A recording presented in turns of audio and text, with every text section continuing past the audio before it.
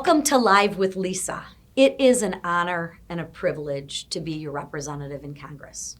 I'd like to provide you with an update on what I'm working on in Washington and really how it impacts you. This week, in the middle of the night, the House passed H.R. 1. The Democrats call it the For the People Act, but it's nothing more than the For the Politicians Act. This reckless legislation removes states' abilities to decide how their congressional districts are drawn. They will be drawn by the federal government. Also, it allows public funding for political campaigns, and I want to explain what that means.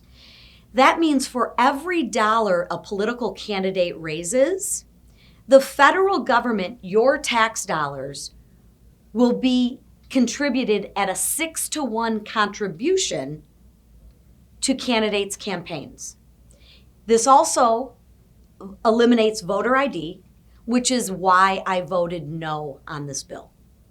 I also voted against the George Floyd Justice in Policing Act, the latest anti-police legislation that would make it easier to sue police officers in their individual capacities and eliminates the supplies and equipment that is critical to keeping our men and women in blue safe. This is nothing more than another tactic to defund the police.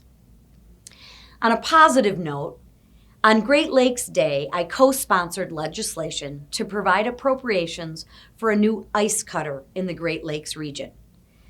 This winter, as communities along the St. Clair River experienced widespread flooding, it was apparent that we need an additional ice cutter in the region.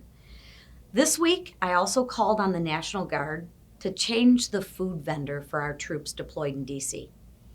After several guardsmen and women were hospitalized for undercooked food, including raw chicken, it's embarrassing that those protecting us in our nation's capital are being fed this inedible food.